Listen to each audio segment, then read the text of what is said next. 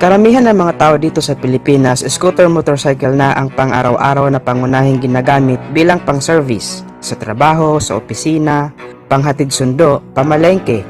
Napakadali lang kasi nitong i-drive. Napaka-convenient at presyong pangmasa pa.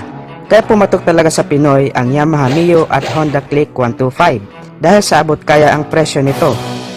Kaya nga hindi masyado pumatok ang mga naglalakihang bersyon ng maxi scooter kagaya ng T-Max, Boardsman 650, Forza 750. Hindi nga rin kasi ito praktikal gamitin dahil bukod sa masyadong mahal ang kanyang price tag ay napakalaki din ng kanyang overall body size at medyo mahirap siya isingit-singit sa traffic. Kaya nga ginawa nito ng paraan ng ibang motorcycle company na maglabas din ng smaller version ng kanilang mga high-cc maxi scooter para naman at least bukod sa mga Mio at Click, may iba pa silang pagpipilian. At currently ito ngang si Yamaha ay patuloy na rin ng pagpuproduce ng kanilang smaller version ng X-Max. From 300cc ay meron na rin itong 125cc version. Sa video na to ay tatalakayin natin ang bagong X-Max 125 at alamin natin kung ano-ano ba ang mga pang-market nito at kung sulit din ba ang price. Pero bago tayo mag-umpisa ay huwag kalimutang mag-subscribe at pakihit na rin ang likes bilang suporta sa ating munting channel. Ang X-Max 125 ay smaller brother ng X-Max 300. Kung mapapansin natin ay magkapareho talaga sila ng design sa looks. Sa engine lang sila nagkakaiba. Ang kanyang displacement ay 125cc, single overhead cam engine.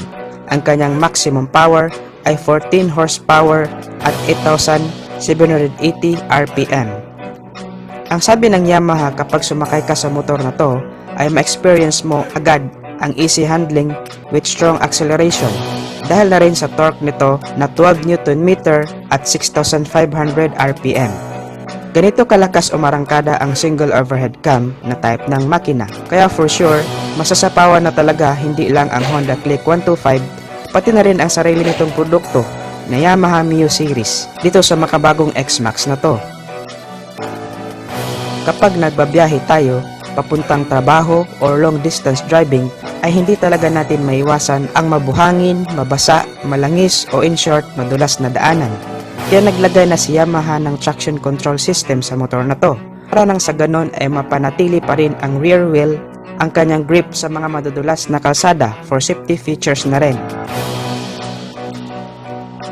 Minsan mahirap din basta na lang ipatong o iwan na lang ang ating helmet sa motor dahil posible itong manakaw. Ang solusyon naman ni NMAX dito ay mas nilakihan pa ang underseat compartment na kasya ang hindi lang isa kundi dalawang helmet. Sa looks naman ay walang duda na napakaangas talaga ang design ng motor na to. Lahat tayo agree dyan. Kahit saang anggulo mo siya tingnan ay mapapawaw ka talaga. Lahat ng parte ng motor na to ay binigyan ng importansya ni Yamaha, lalo na yung comfortability ng rider at back rider. Meron itong sporty dual seat upang maging mas komportable ang riding position ng hindi lang ang rider kundi pati na rin ang pillion rider nito. Ang quality at advanced technology ng motor na to ay pang premium talaga. Kaya kahit saan mo dalhin ay proud ka talaga at mafe-feel mo talaga ang pagiging hari ng kalsada. Meron itong 13 liters of fuel tank capacity at dahil nga meron na rin itong blue core na trademark na ni Yamaha sa kanyang mga scooter, samahan mo pa ng VVA o variable valve actuation ay mas pinapatipid pa nito ang kanyang fuel consumption na nakakatakbo ng 43 kilometers per liter. Naka-ABS o anti-lock braking system ang preno nito sa likod for safety features at adjustable din ang kanyang windshield. Ang size naman ng gulong niya sa unahan ay 120 by 70 size 15 at sa likod naman ay 140 by 70 size 14. So medyo malaki ang gulong niya. Proportion din lang sa kanyang body size. Pangit din naman tingnan kung malaki ang body tapos maliit ang gulong. Meron itong 4 na color variant katulad ng Blazing Gray, Phantom Blue, Sonic Gray at Radical Red. Ang kagandahan din nito ay pwede mong lagyan ng iba't ibang setup ang X-Max 125, lalo na kung gusto mo pa na talagang pagandahin ang forma nito. Pwede mo itong lagyan ng rear carrier bracket. O kung gusto mo naman ng mas lalong komportable ang backride mo, pwede mo rin itong lagyan ng passenger backrest. Pati ang windshield, pwede mo rin palitan ng mas maikli o mas mahaba. Overall performance ay masasabi ko talaga na okay ang scooter na to. Pati sa kanyang looks, technology at power ay wala akong masasabi. So sa price na lang talaga natin malalaman kung sulit pa talaga ang price ng motor na to. Actually, para sa isang 125cc category scooter ay masyadong overpowered na ang motor na to, pero syempre alam naman natin na mataas ang kredibilidad ng Yamaha.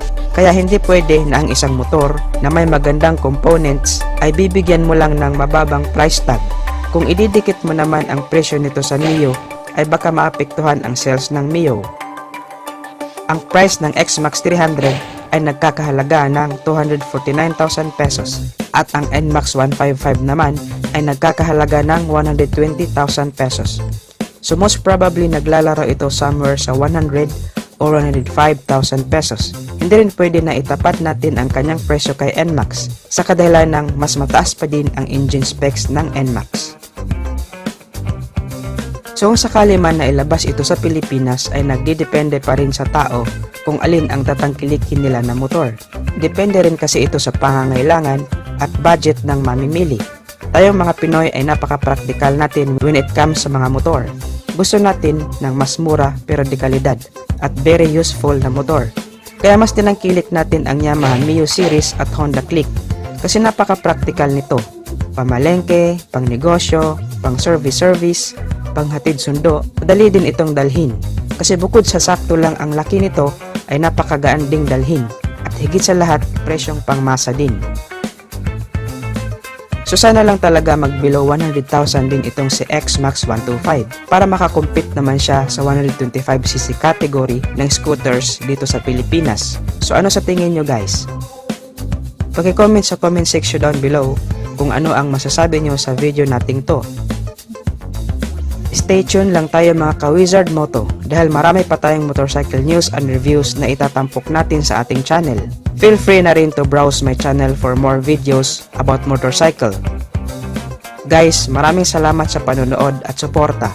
Ang channel na to ay para sa'yo. Ride safe lang as always and God bless.